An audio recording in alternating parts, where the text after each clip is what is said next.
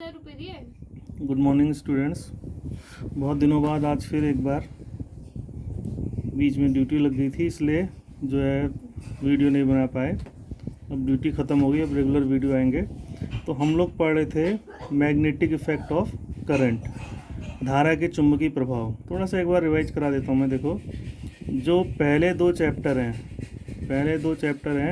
Chapter 1 और 2, इसमें हमने क्या पढ़ा था? पहले दो चैप्टर में यहाँ पर जो हमारा आवेश था, ये आवेश माने चार्ज, ये स्थिर था, रुका हुआ था, स्टेशनरी। फिर जो थर्ड चैप्टर आया हमारा, वो आया हमारा था वैद्युत धारा। तो वैद्युत धारा में हमने क्या करा कि जो ये रुका हुआ चार्ज है, इसको वेलोसिटी दे दी, प्लस क्या कर दिया मैंने यहाँ पर, वेलोसिटी। मतलब वही आवेश जो रुका हुआ था, तो वो अब चलने लगा तो उससे क्या बन गई आपकी इलेक्ट्रिक करंट। क्या बनने लग गया? इलेक्ट्रिक। अब जो ये इलेक्ट्रिक करंट है, अब ये जब फ्लो होने लगी तो इसके भी इफ़ेक्ट होते हैं। इलेक्ट्रिक करंट के भी क्या होते हैं? इफ़ेक्ट होते हैं। और हम पढ़ रहे हैं चुंबकीय प्रभाव, मैग्नेटिक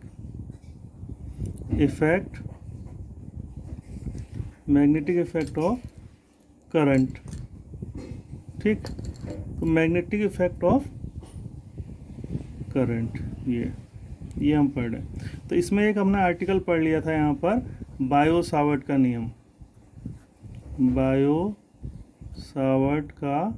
नियम, ये हमने पढ़ लिया था। इसमें क्या था?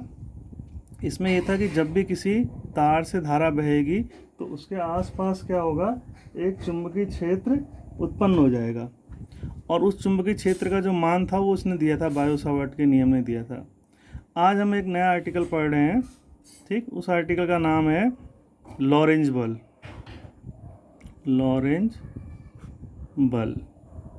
मतलब अब ये बल क्या है? सिंपल सा है कि जब भी कोई आपका आवेश किसी चुंबकीय क्षेत्र में गति करेगा, जब भी आपका कोई आवेश चुंबकीय क्षेत्र में गति करेगा तो उस पर क्या लगेगा? एक बल लगेगा। इसको इस तरीके से समझो कि जैसे m द्रव्यमान की कोई वस्तु है और ये पृथ्वी है, तो पृथ्वी के आसपास क्या है? इसका एक गुरुत्वीय क्षेत्र है। तो गुरुत्वीय क्षेत्र है तो पृथ्वी इस पर क्या लगाएगी? बल लगाएगी। कौन सा बल लगाएगी? गुरुत्वाकर्षण। तो जब तक गुरुत्वीय क्षेत्र में ये रहेगा, ये इस पर हमेशा बल लगेगा, गुरुत्वीय बल। अच्छा, ये क्या है यहाँ पर इसमें और इसमें अंतर क्या है कि ये द्रव्यमान अगर रुका होगा तब भी बल लगेगा और चल रहा होगा तब भी बल लगेगा। ये जो द्रव्यमान है, ये रुका होगा तब भी बल लगेगा और चल रहा है तब भी बल लगेगा। लेकिन लॉरेंज बल के संग ऐसा नहीं होता है। लॉरेंज बल लगता है पहले तो यहाँ गुरुत्वीय क्षेत्र, यहाँ आ जाएगा चुंबकीय क्षेत्र, यहाँ आ जाएगा द्रव्यमान वाली वस्तु, यहाँ आ जाएगा आवेशित वस्तु, तो उस पर एक बल लगेगा। लेकिन लॉरेंज बल तभी लगता है जब आवेश क्या करता है? गति करता है। तो जैसे तुमसे कोई बोलेगा लॉरेंज बल क्या होता है, तो आप बोल दोगे जब भी कोई आवेश किसी चुंबकीय क्षेत्र में गति करता है तो उस पर एक बल लगता है, जिसको हम लॉरेंज बल कहते हैं। अब इसका मान कितना होता है? तो जैसे मान लीजिए कि ये एक समान लाइन बराबर डिस्टेंस पे चुंबकीय क्षेत्र है, ये एक समान चुंबकीय क्षेत्र है, इसकी तीव्रता कितनी है? b। और हमारा जो आवेश q है वो चल रहा है, कितने वेग से चल रहा है? v वेग से। और चुंबकीय क्षेत्र और उसकी गति के बीच में कितनी दिशा है? थीटा। तो इस पर एक बल लगेगा। अब बल कितना लगेगा? तो मैंने तुम्हें बताया था कि सीधे रटना नहीं है। बल जो लगेगा, इस पर लगने वाला बल जो है, बल क्यों लग रहा है? क्योंकि चुंबकीय क्षेत्र है, जितना बड़ा चुंबकीय क्षेत्र होगा बल उतना ज़्यादा होगा। तो चुंबकीय क्षेत्र की तीव्रता के अनुक्रमानुपाती। चलने के कारण लग रहा तो वेग के अनुक्रमानुपाती, आवेश जितने होने जा रहा तो आवेश के अनुक्रमानुपाती, और लास्ट में किसके अनुक्रमानुपाती होता है? चलने की दिशा और b के बीच में बनने वाले कोण के साइन के अनुक्रमानुपाती। तो तीनों को मिला देंगे तो F इज प्रोपोर्शनल टू क्या हो जाएगा? BVQ sine theta. तो हम यहाँ पर कांस्टेंट का इस्तेमाल करेंगे, तो F is equal to K BVQ sine theta, ये आ गया आपका। अब आ गए हम MKS सिस्टम में, MKS पद्धति में। तो K बराबर कितना होता है 1। तो आपका क्या आ जाएगा, K बराबर 1 है तो F इजिकल टू क्या आ जाएगा, ऐसे लिख लेते हैं QVB साइन थीटा। ये लगने वाला बल आ गया, ये बल का मान आ गया कि इतना बल लगेगा। और इसका अगर हम सदिश रूप में लिखेंगे, सदिश रूप में, क्योंकि बल तो सदिश होती है, तो F जो है उसके ऊपर एरो आ जाएगा, Q अनावेशित होता है, मतलब Q स्केलर होता है, और यहाँ आ जाएगा V क्रॉस B।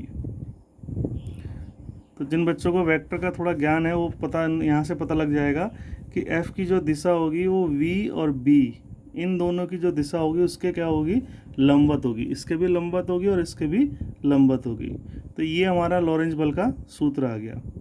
कभी कभी ऐसा होता है कि वैद्युत क्षेत्र और चुंबकीय क्षेत्र दोनों समान रूप, मतलब दोनों उपस्थित रहते हैं, तो उस स्थिति में कुल बल कितना हो जाएगा, मतलब दोनों अगर है तो F इजिकल टू, ये तो ऐसे ही रहेगा QV क्रॉस B, ये तो चुंबकीय बल है, प्लस इलेक्ट्रिक बल कितना लगेगा QE, ये टोटल बल आ जाएगा। ये वैद्युत क्षेत्र के कारण और ये चुंबकीय क्षेत्र के कारण आ जाएगा। ठीक, तो बिल्कुल सरल सा आर्टिकल है, हमने इसमें कुछ नहीं बताया है।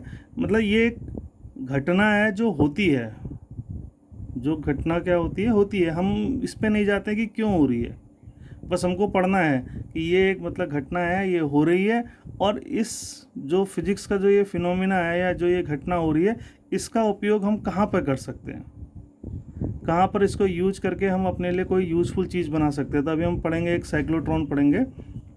इसके बाद अब मैं थोड़ा सा यहाँ पर जो ये वाली आपकी डेफिनेशन है F is equal to QVB sine theta से, इससे जो है थोड़ा सा B का मात्रक निकालते हैं हम लोग। B इजिकल टू क्या हो जाएगा, F upon QV sine theta. तो F को हमने ले लिया 1 न्यूटन, Q को ले लिया 1 कूलाम, 1 कूलाम, V को ले लिया हमने 1 मीटर पर सेकंड, और थीटा ले लिया 90। तो इसमें रख देंगे तो B इजिकल टू क्या आ जाएगा, 1 newton upon 1 coulomb into 1 metre per second. तो इसको एक टेस्ला कहते हैं, ये कहलाता है 1 टेस्ला। टेस्ला। अब क्या परिभाषा बनी इसकी देखना, यदि 1 कूलाम का आवेश किसी चुंबकीय क्षेत्र में 1 मीटर प्रति सेकंड की वेग से लंबवत गति करे तो उस पर यदि 1 न्यूटन का बल लगे तो उस चुंबकीय क्षेत्र की तीव्रता को हम क्या कहते हैं, 1 टेस्ला कहते हैं। और चुंबकीय क्षेत्र की तीव्रता का छोटा मात्रक क्या होता है, गॉस। 1 गॉस इजिकल टू कितना होता है, 10⁻⁻⁴ टेस्ला। ठीक, तो आज हमने दोबारा थोड़ा शुरुआत की है, आज के लिए इतना ही, फिर कल इसके आगे पढ़ेंगे।